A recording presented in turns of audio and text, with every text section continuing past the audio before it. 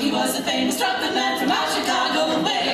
He had a boogie style that no one else could play. He was the top man at his craft. And when his number came up and he was gone with the draft, he's in the army now, a blowing reveille. He's the boogie woogie bugle boy of Company B. They made him blow his bugle for his Uncle Sam. It really brought him down because he couldn't jam. The captain seemed to understand, because the next day the cap went out and drafted a band, and now the company jumps when he plays reveille. He's the boogie woogie bugle boy of Company B. A root, a toot, a tootly on a toot, he blows eight to the bar. And boogie rhythm, he can't blow a note unless the bass and guitar is playing with.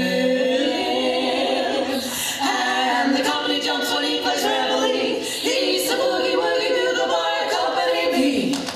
He was some boogie woogie bugle boy of Company B. He puts the boys to sleep with boogie every night. He wakes them up the same way in the early bright. They clap their hands and stamp their feet, because they know how he plays when someone gives him a beat. He really breaks it up when he plays reveille. He's the boogie woogie bugle boy of Company B. A root, a toot, a tootly on a toot, he blows eight to the bar. And boogie rhythm, he can't blow a note unless the bass and guitar is playing with him. And the company jumps when he plays reveille. He's the boogie woogie bugle boy of Company B.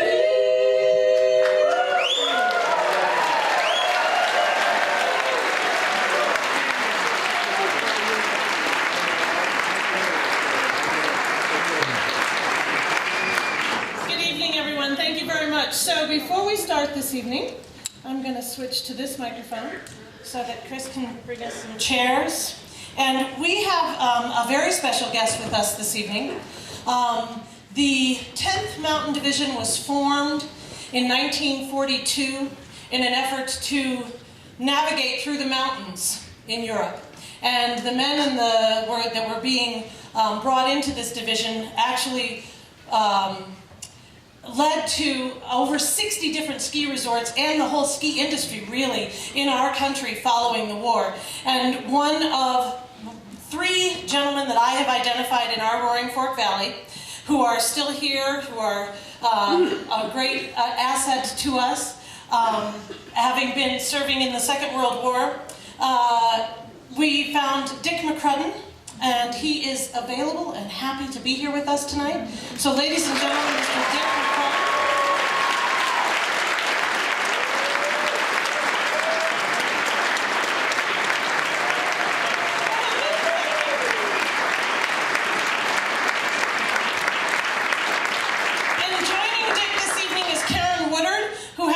Part of the Roaring Fork Veterans History Project. Her father was a member of the Second World War 10th Division, and she and Dick are going to have a little discussion with us this evening. Dick's going to share about himself and his passion, his energies, his teaching, his skiing, his life, and the value that he gave to us as far as the ski industry. He worked at the ski school, teaching at Buttermilk Mountain for longer than he can remember. And, and then we're going to take some question and answers. So, Dick, it's all yours. Well, it's been quite a long time, a little closer, and quite a long time from the time I started to ski in Aspen until now. When I was at Camp Hale, I used to come over here on weekends once in a while, or when I had time off. I came with Bill Bronski and Ted Major. The three of us came over here and skied in Aspen, and mostly we skied on the Roche Run, which was cut at that time. It was cut about 1938, 39, I think, by Andrew Roche. And the boat tow was going. We took the boat tow up from about the present of where the 1A lift is now, up to below the corkscrew on Roach Run, and then from there walked up to about midway, and then ski down this, did this once or twice a day, and at that age, the exercise was very, very easy because we were used to that kind of thing at Camp Hale. And at that time, Aspen was a decapitated, so to speak, old mining town. Many, many vacant houses. Many of those houses were on the market. And there were just hundreds of houses that were half gone, dilapidated. And the stone buildings were there, and they're still here, like the Hotel Jerome and the county and the courthouse and the city hall, and I think the Prince Albert building, I think. But anyway, all of the stone buildings are here today. And at that time, we stayed at the Hotel Jerome, and we paid about $1 a night for a room and about the same for dinner at night. And the bar was a very active place, but it was on the opposite front corner of the hotel from where it is now. And at that time, I had a little foresight. I thought that probably it was going to become a good ski area. And I asked my father if he would let me have a little money so that I could buy a whole city block and all of the houses on it.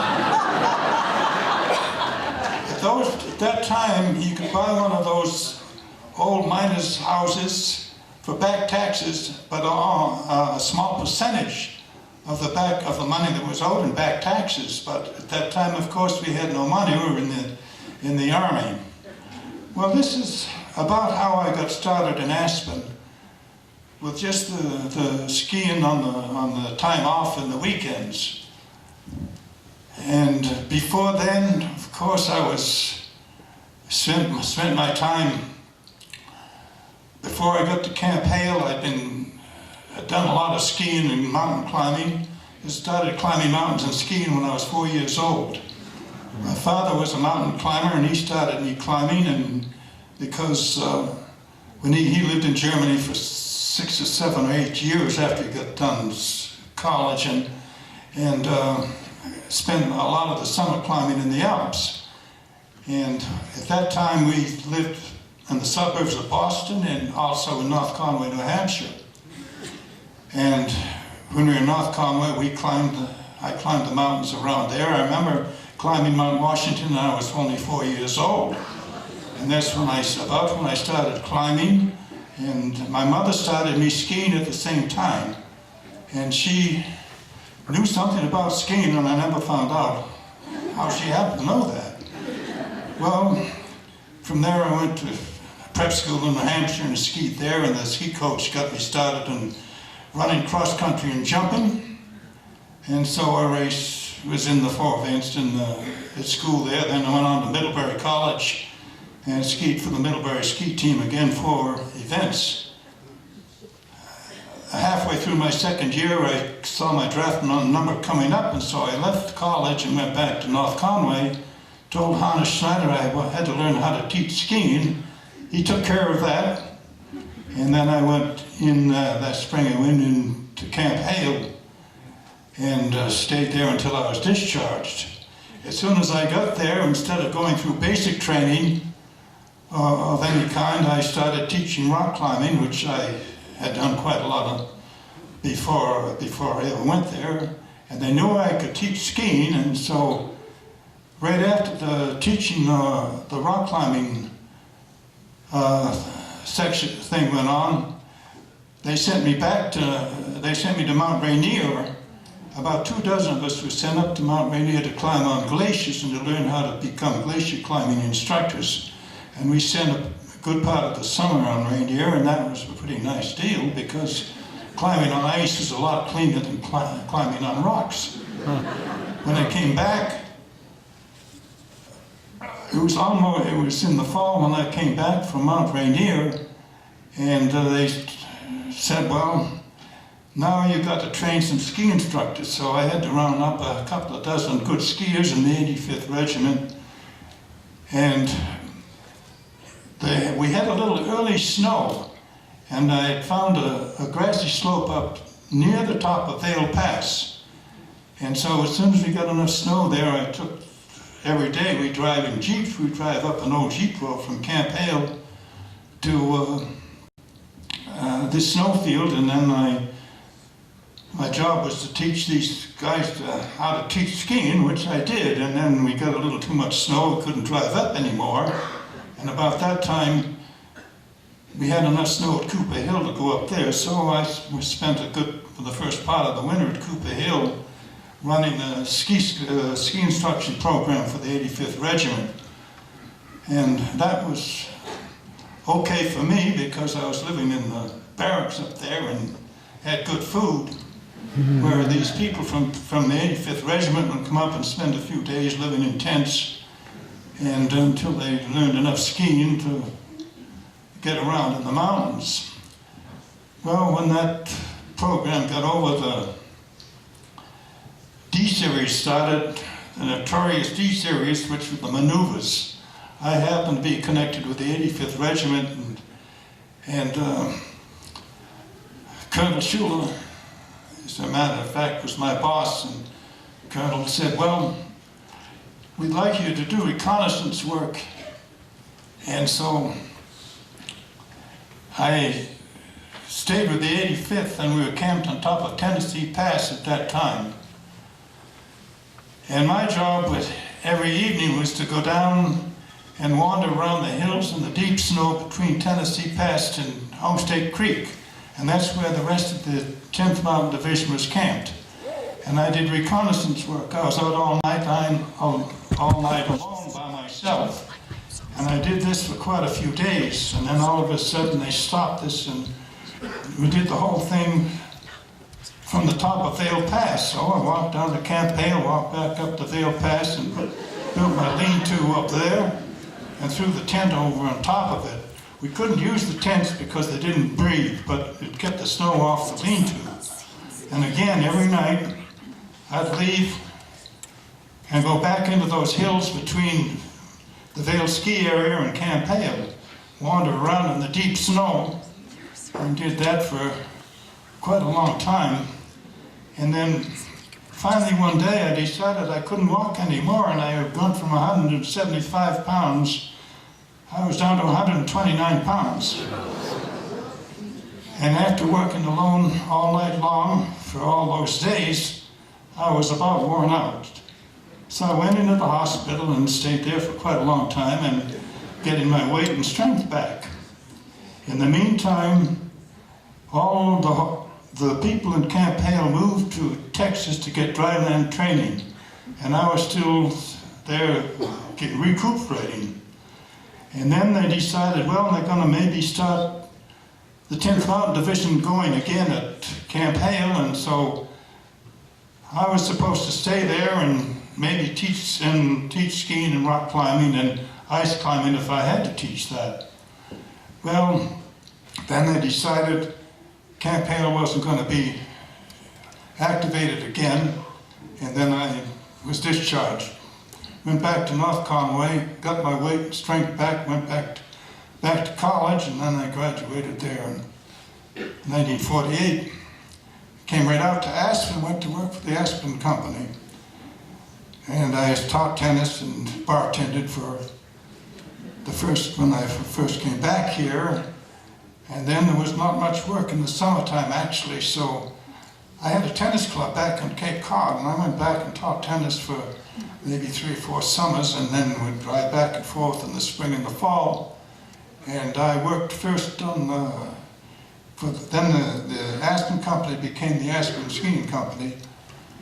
And then I worked on ski patrol on Aspen Mountain for 2-3 years, and then decided, I guess, to go back and teach. I taught for Fred and Fiedel for quite a long time, until finally Friedel and Art Pfister built up Buttermilk, and then by then I was the supervisor in the ski school here.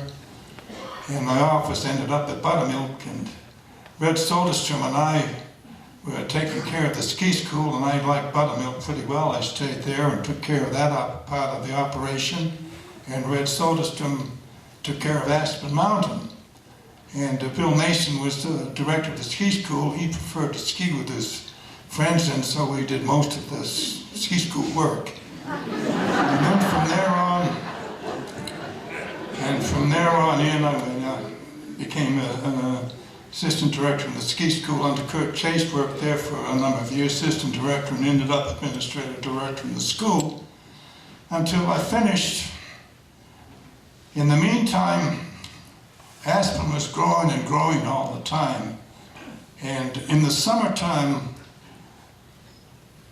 I spent quite a bit of time in the summer doing planning work. At one time, the ski company owned Breckenridge. And I spent 2 summers in Breckenridge working, doing the layout, the studies over there, and doing the layout work for Peak 9. And then I had to go through the Forest Service with all the paperwork and all that. I used to walk around on Breckenridge 2 days a week, doing the studies there, and then came back and did my write-ups in the office. Then I did the same thing on Burnt Mountain around 1970, or 72, I can't remember the dates, but I did the same thing on Burnt Mountain. I spent 2 summers on Burnt Mountain, walking up and down Burnt Mountain, doing the geological and geographical studies there, and then writing up the report on all of the work I had done there. Also, the ski company sent me to Angel Fire at one time to do some studies there, and Steamboat Springs also. So that kept me pretty busy. In the meantime, I had because I was working 7 days a week in the wintertime for about 7 months, I had a lot of time in the summer. I only had to work about 3, maybe 4 days a week in the summertime, so that gave me a great deal of time to climb in these mountains and go hunting and fishing. And I spent a lot of time climbing all of the mountains between Crested Butte and Vail. Fished all of the high lakes up in that region, and Connie and I lived on elk and trout for many, many years. And then I spent a lot of time in the Wind River Mountains climbing and fishing there. Alaska, spent time in Alaska salmon fishing, and the last time I was up there, I was in a plane crash, and so that changed my mind. I didn't go back. And so that was kind of the story of an old ski trooper, and all of the time I was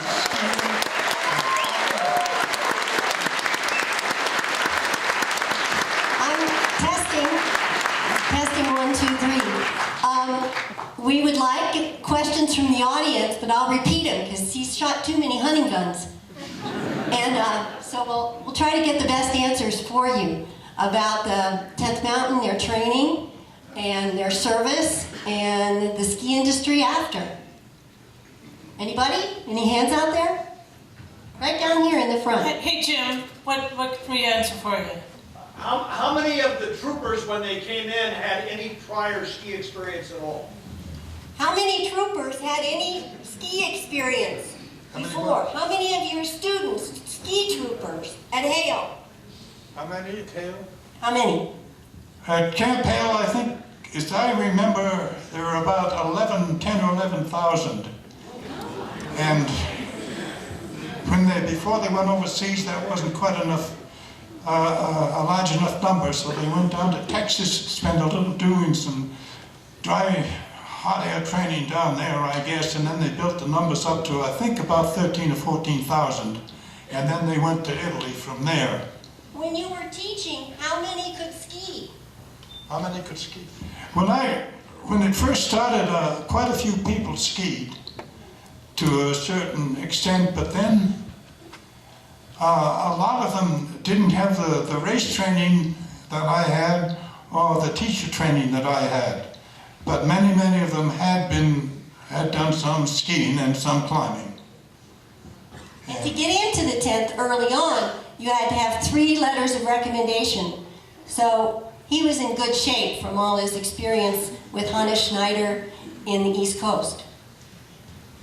On the rock climbing, of course my father taught me quite a bit of rock climbing, but when I was living in North Conway, there were 4 or 5 Austrian ski instructors that came from St. Anton that lived there, and I did quite a bit of climbing with Otto Scholl, and because he had done a lot of climbing in Europe. And then Hannes Schneider's son, Herbert, had done quite a bit of climbing.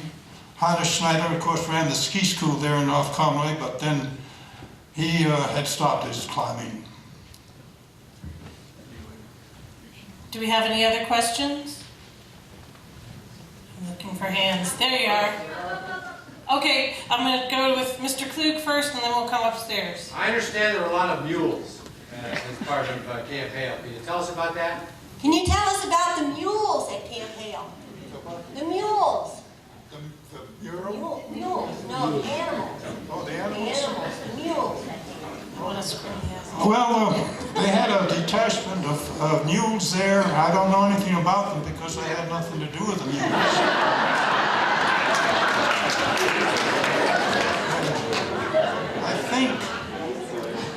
I think the Lenzig worked with the mules, and I'm not sure.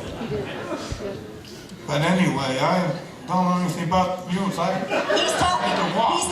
Yeah, he had to walk a lot. He's talking about Frank Delensek, who was born here in Aspen and was one of the 10th soldiers, but he passed away last year.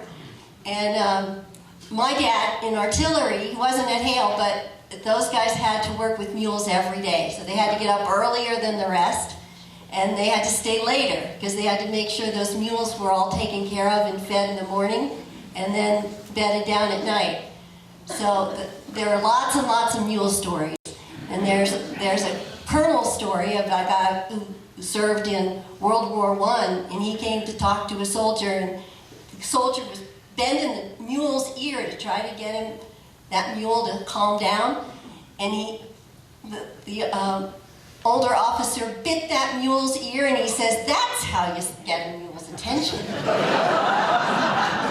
I could probably hear a little better if I hadn't shot so many elk.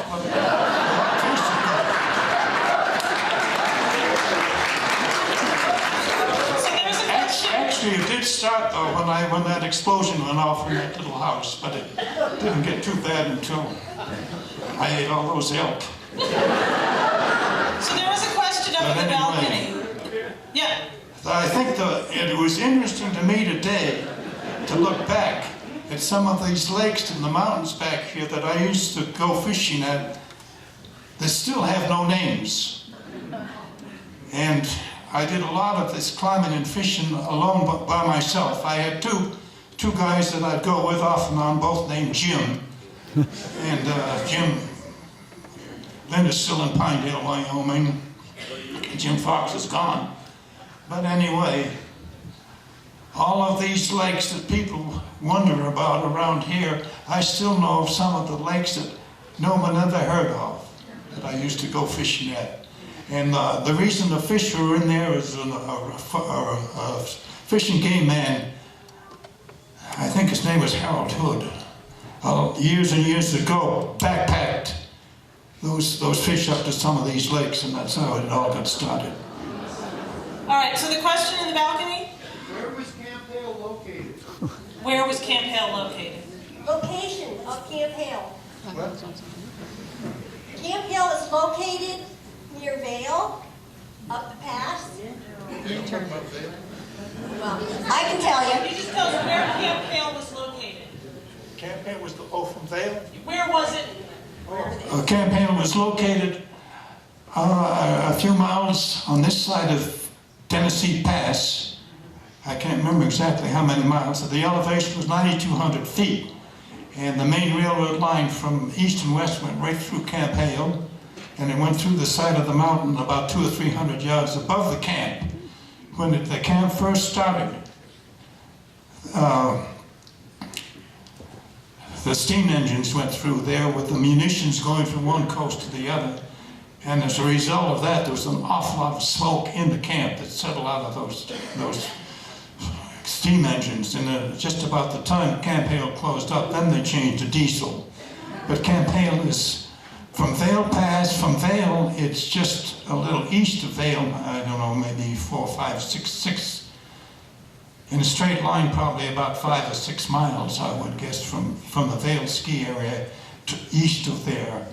And in order to get there, it's from Glenwood Springs up to east of here, and that's the highway that goes to Camp Hale. It's still, the concrete foundations, I think, are still there. The last time I went by it, they were still there. It was a piece of flat land surrounded by mountains. The mountains weren't very high. They went a little above timberline. But it was cold there. The reason it kept me, one thing I did, which was happened to be something that was kind of smart, I guess, but I had my mother and father, they sent me a handmade sweater, handmade socks, and handmade mittens that they had made for me back there. I used to wear those under my uniform. That kept me from freezing. During these areas, like I mentioned before, temperature at 20 to 30 degrees below at night every night for weeks on end, and only up to maybe 8 or 10 degrees during the day. But a lot of people ended up with hypothermia. Was a very, very common thing. I used to see people fall over with hypothermia time and time again. It was very bad. All right, so I would like to actually move this along so that we can see the film. There's a little guy with his hand, though, up in the balcony that hasn't put his arm down for like 20 minutes. So, do you have a question or a comment? Because it needs to be a question. Okay, shout it out. How did you ice climb? So, there's a little gentleman up in the balcony that wants to know how you ice climbed. Can you tell them about Mount Rainier? No. I just climbed on the glaciers. On climbing ice, we climbed on the glaciers at Mount Rainier. We stayed at the hotel. I believe it was called Paradise Lodge. I'm not sure, I think. And that was about on timberline. And we stayed there. We would get up at about midnight. We'd get up and have breakfast. And then we'd walk through the meadows above the hotel up to the glaciers and get there about daybreak. And then we'd climb in the glaciers until about noon. We'd have lunch, and then we'd come back to the hotel and have dinner about 4 o'clock in the afternoon, and that was bedtime. Did you have an axe? Yeah, we always got a nice axe. And then the boots were pretty good boots. They were had nails around the edges. They're called draconi nails, and they had a square toe on them so that we used them as a ski boot. And skiing, I used those as a ski boot, as they were a good lot better than the Amish ski boots. And so, anyway, that was a great question. How many times have you skied cross country through Aspen? How many times have you skied cross country through Aspen? So, how many times have you skied cross country through Aspen? Two. Well, I had a house on the golf course when I lived in Aspen. I lived on the golf course, and I used to run around that course on the golf course. My wife and I, actually, she did the same thing, and we'd go down and around there quite often because we just had to go out our front door and cross the street and get on that track. And so we used it quite a bit, as a matter of fact. It's good exercise. Sorry, I misunderstood. So, ladies and gentlemen, I would like it if we could give Dick a big round of applause.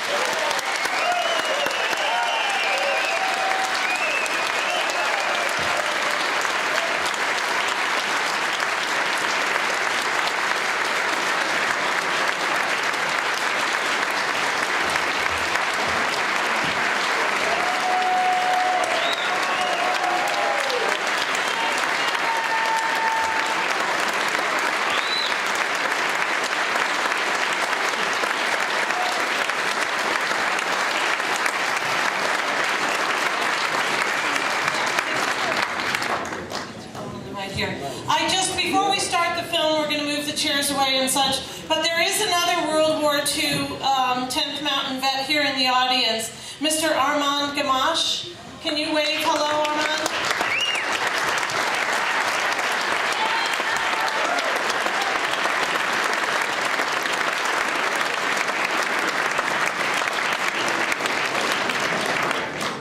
Thank you. So we're going to start this film now in a few